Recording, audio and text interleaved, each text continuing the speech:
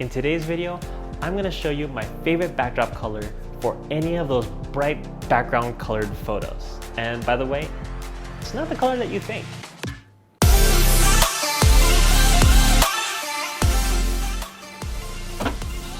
Hi, my name is Sean Misa and welcome to my channel, MisaHungry. On this channel, I teach you all about food photography and how to improve your food photos.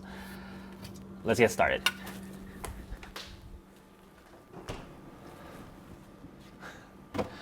A popular trend going on right now with product photography is taking photos of those backdrops with the bright pop of color. In today's video, I show you how to take photos just like that with only one backdrop color. Can you guess what color that is? Bonus points if you actually saw my last video, because you'll know that it actually wasn't that exciting of a color. Love me some good snacks, by the way. Gray. I told you it wasn't that exciting of a color. I mean, it kind of reminds me of the weather outside. Now, let me take a quick photo and we'll bring it into Photoshop. By the way, if you don't have Photoshop, a few good alternatives are Affinity Photo, which is a one-time payment, and GIMP. That one's a free software, but there is a little bit of a steeper learning curve on that one. You get what you pay for?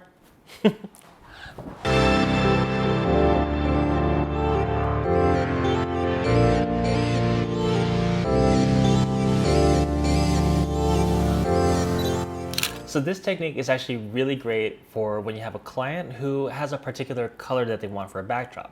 You know, like a brand color, such as McDonald's, they have a particular red, Cadbury, the purple, and Starbucks, that particular green. Also, the nice thing about gray is that it won't produce any kind of color casting because there's really no color to it. This helps keeps the subject's color more accurate. Also, the nice thing about that particular backdrop is since it's made out of vinyl, it's waterproof, stain resistant, and pretty much tear resistant. The only downside to using this vinyl is the amount of reflection that you can kind of get with the light. If you're looking for a really matte looking background, then I would highly recommend using actual paper. Again, maybe gray paper. Before I got into photography, I was actually a graphic designer. And the one thing that I learned from graphic school was when my teacher told me that the best color to work with in post is gray. More precisely, 50% gray. The nice thing about the 50% gray is that if you use white, then you're gonna have pretty much no data to bring back down. And if you have black, same thing. There's no details, no information to bring back up. I know this is getting a little geeky here, but if you look at the RGB scale, you'll see that white is gonna be 255, 255, 255, which means it's the presence of all colors, red, green, and blue. And for black, it's going to be 000, which is the absence of all colors. So if you have the gray, the 50% gray, it's gonna be right down the middle, and you'll be able to move it one direction or another in terms of lightness and saturation and hue. Okay. Enough geeking out. Now let's get into the actual photo editing. All right, so now that I have all the photos uploaded into Lightroom, I did make a few edits to them. And this was the final photo that I decided to go with. So now we're gonna go ahead and edit and open this in Photoshop. And we'll do edit a copy with the Lightroom adjustments because I did make a few tweaks in Lightroom. Now that we have it uploaded into Photoshop, what I'm gonna do is go to select and we'll do color range. And what I'm gonna do is gonna pick this gray color, and you'll see here that there's a little bit of that darker gray just because that's where the shadow is. So what I'm gonna do is press Shift and we'll select some of that so that way we get all of the gray background. Slider, you can go ahead and adjust it as necessary. Kind of depends on what you're taking photos of. You know what, let's bring this down and we'll continue adding more of this one. So that's looking good right there. You know what, it doesn't have to be perfect because we can also tweak this one with the masks. So now we'll go ahead and press OK. And now we see this selection of the gray. I'm gonna go to my adjustments panel right over here. and click on hue and saturation. And here is where the magic happens.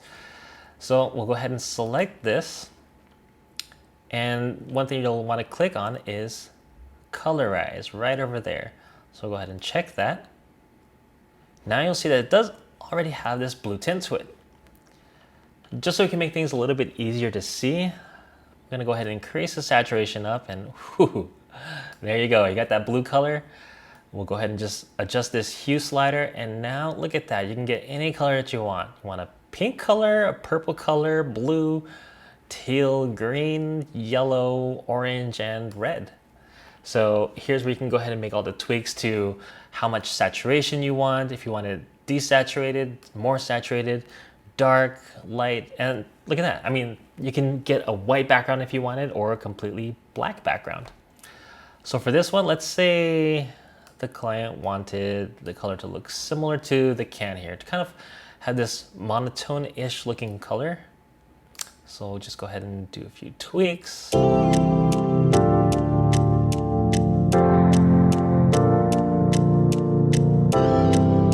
Okay, so now you can see, oops, too far. You see that there is a little bit of that reddish color, pinkish color right over here in the can, just because it was that same kind of gray that we used. So we're gonna go ahead and select the mask, and we're going to select the brush tool, which is right over here, or B. Then we'll go ahead and increase the size of that brush, and we'll make sure that black is going to be on top. So again, you can go ahead and press X to go ahead and swap them, and we're just going to go ahead and paint all of that back in. So now you'll see I'm getting more of this gray color back on the can, because we definitely want this can to still look like a can. Nice thing about having this mask is, let's say for example you want to have the photo pop out just a little bit more. So what we can do is create a new layer, and then I'll select the gradient tool, which is right over here, and then I'm going to select the radial gradient, and what I'm going to do is create a nice bright light. Ooh. Wait a second, it's not completely gone. What I'll do now is I'll go down to screen, and now I'm going to take this mask. If I press Alt or Option and then I click and drag this one on top, it copies that mask. Hold on. Hi, wifey. Yeah, the nice thing about having the mask is now that I have this mask here, I can just duplicate that. And now, let's say I want to go ahead and tweak the light coming from behind to more, let's do more like right there. Ooh, like that.